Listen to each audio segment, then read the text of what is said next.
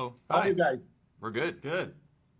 So how are you feeling, right? Thank you for the interview, first of all. Sure. I That's really our like the pleasure. series. I like what I've seen. Thanks. You saw And what, the first three? I saw the first three episodes. I don't know how you guys feeling right now because it's gonna be released pretty soon. Yeah. Very You exciting. know, and this series like involve like a lot of challenges. Fans can be very demanding. So Yeah. how are you feeling right now? Just before We're the release. excited. I mean, you always get nervous, when you make something and it's about to come out, but we really love the show and we're really proud of Yeah. it and we can't wait for people to see it. It's exciting talking to like you because not many people have seen it yet. So finally Yeah, people are starting to see it. yeah. I feel fortunate. So, and how do you guys?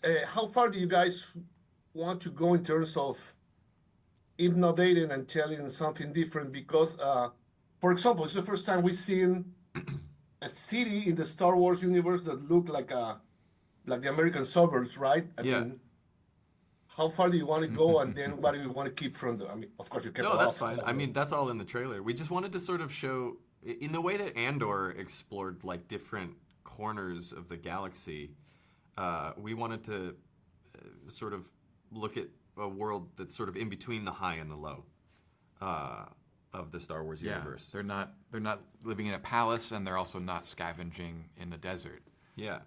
Like there has to be some sort of middle class that exists out in the Star Wars galaxy, and that's where we wanted to start our story. So that was like, what was the starting point for this one? I know that you obviously like the Goonies and you wanted to make something like Yeah. family friend and everything, but in terms of like innovation and where will you take people? What was the starting point? I think for me, the starting point was just this feeling when I was a kid, and Ford did the same thing.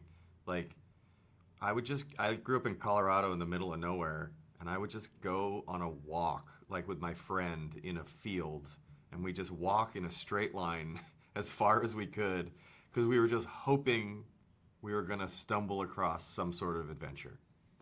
And we never did. Yeah. Like It, happened in all the movies that we yeah, like watched. all because we loved movies where kids would go off and like stumble across an adventure and find an alien or find pirate treasure.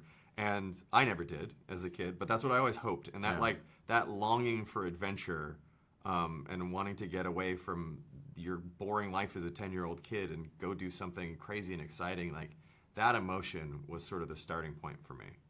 Yeah, it's probably like a lot of fun to have like movies and TV series to accomplish to Yeah. to do what you couldn't do when you were a Yeah, kid. exactly. I was hoping that one of those movies would happen to me at some point when I was a kid, and it never So did. The sun would just start to go down, and you'd have to turn around and go home. You get hungry. Yeah, you get hungry. can you Good talk a time for little bit dinner. about like the visual challenges, mainly about the combination of real settings and practical effects and green screen CGI puppetry, because I mean you have a lot of like non-human creatures here that's Yeah. something very cool too. So how was that?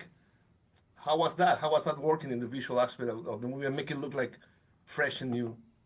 I mean, we wanted to do as many things as practically as possible. A, because it's fun. Yeah. It's fun to build puppets and animatronics, but also because B, we wanted the kids to be interacting with them on set. We wanted to make the experience for the kids as real and as immersive as possible so that the reactions you would get from them were as real and sincere as possible. So that was like a easy yes. Like anytime we could build something or do something practically, we would. And the And the technology is puppet, so good. I mean, some Yeah. of those aliens that they meet,